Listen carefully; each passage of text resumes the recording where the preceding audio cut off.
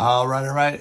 It's John Morrell in my home studio in the beautiful Catskill Mountains for another review of one of the three Zaharoff releases, the new Zaharoff releases. And the one I'm going to review this time is Evening Mystique. Evening Mystique from Zaharoff and TLTG Reviews, aka Ross Carlos.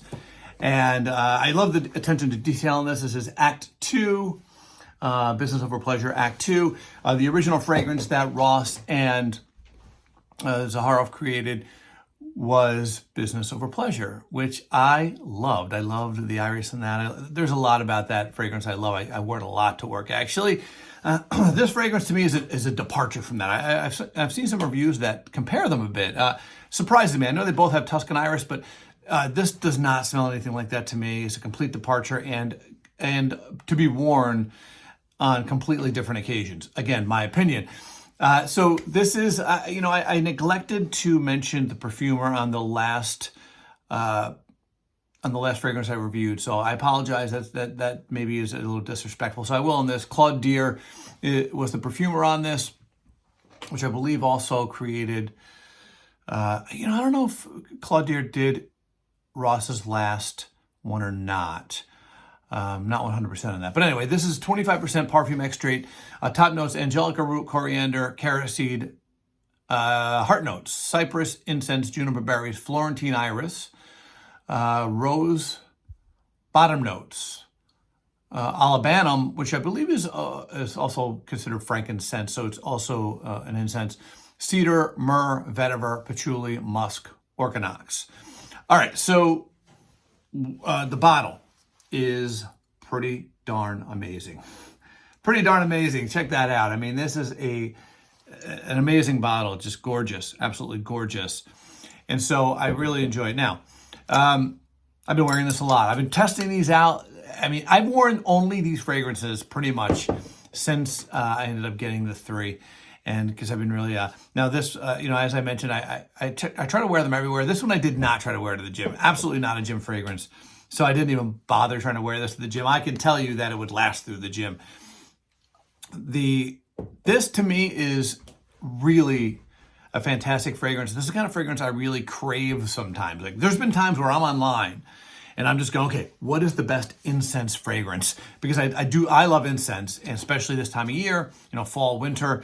I'm just really into fragrances that use a lot of incense. And so I'll jump online and I'm like, okay, what's the best incense fragrance? What fragrance uses incense the most and doesn't smell churchy, right? Although I don't even mind that. I love incense. There's a lot of mystery to fragrances that use incense well. And this is one of them. This fragrance, first of all, this is forever. I put this on, it was on 12, 13 hours later. And so let me just say, this is a very incense-heavy fragrance, but there's a lot of greenness to it. A little booziness. The juniper berries bring a little booziness to this, but just a little. This is very green, spicy. The coriander it gives it like a sort of a peppery feel as well. But there's a lot of incense in this, and it's something I really, really love about this. But what keeps this from being overly, what people will call churchy, is the carrot seed, which brings some greenness to it. The iris, for sure. And again, the juniper berries. Give it a tiny bit of booziness, a tiny bit of sweetness. This isn't an overly sweet fragrance at all. This is, again, more of an incense fragrance. This is a fragrance with an air of mystery. I see this as being something different. Now I said, I think the fragrance itself is a complete departure from the first one. However, I can see these coexisting. What I mean is I feel like you could wear Business Over Pleasure during the day to work, and then at night when you go out, if you're going out to a bar, I think this is a fragrance that you put on. And I think, to me, this is a dressed up fragrance. I actually don't see this as being a t-shirt and shorts. Well, you're going to wear shorts in the winter, most likely. There are all those people who do that. I do it on the way to the gym, so people probably think I'm crazy if I stop at the store or something. But anyways, I see this as being a dressed up fragrance, but not formal. I see this as black suit, button-down shirt, unbuttoned, maybe a few buttons, and so like again, I see this as an upscale night out. That's what I see. I see this is someone who demands attention when they walk in the room, but has an air of mystery about them. So not a loud person, a person that's just dressed so well and has an air of mystery about them. But when that person walks in, everyone turns and looks. And I think this fragrance is that. This is a very, very mysterious yet attention-demanding fragrance. I think this is the person that sits in the dark corner with their drink and everyone's kind of looking over, going, what's going on with that person? I do think this leans more masculine. For me, this is very masculine.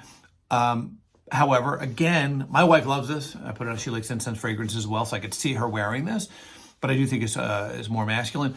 Also, I do think of the three, okay, and I still have the third to review, but of the three of the new releases, I do think this is the most niche of them. What I mean is I think, so when people say, hey, do you think it's worth the $160? Yeah, 100%. Like if you were, first of all, if you're not familiar with the house of Zaharoff, which I am, I love it. It's if not my favorite house, one of my favorite houses, fragrance houses.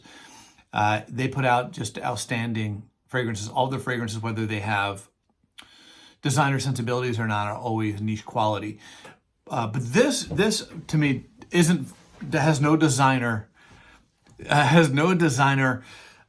nuances at all. This is niche. I don't think maybe it's for everyone, which is the mark of a very high-end niche fragrance. And when someone says, hey, is this worth $160? If you were to slap an amouage, like if you blindfolded me before and I smelled this, I would actually think it's more of almost an amouage fragrance. And amouage, if you were to put a 4-ounce bottle of amouage on the table, people are paying $300 to $400 for it. So $160, you're getting a deal. This fragrance absolutely killed it. It is a fragrance that is, for example, unfortunately, this is a limited run. Let me be clear. So pick this up from Zaharoff.com if you want it, if this sounds good to you. It's a limited run, but it's something I would always want in my collection because this is mystery in a bottle. But again, I think this is like perfect for that person who just looks really slick when they go out, black suit. Again, I'm just talking from a man's perspective because of that I'm male. But black suit, unbuttoned shirt right here, and for me, tattoos hanging out, from the top, just the air of mystery. To me, this is what this is, and so I love this. Again, a killer. Just knocked it out of the park on this.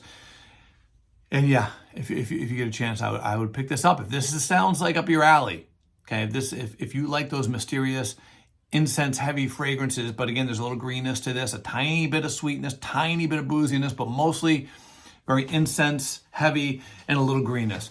And again, performance is out of this world. If that's important to you, again, I know some people that are like, well, if I'm going to pay, I get it. Listen, at a certain price point, you want performance to be important. No worries on this. Performance is killer. So again, second release from Zaharoff, and they killed it. Absolutely killed it. So congratulations to Ross, TLTG Reviews, and of course, George Zaharoff, Claude Deer. Y'all killed it. This is pretty darn amazing. So, yeah.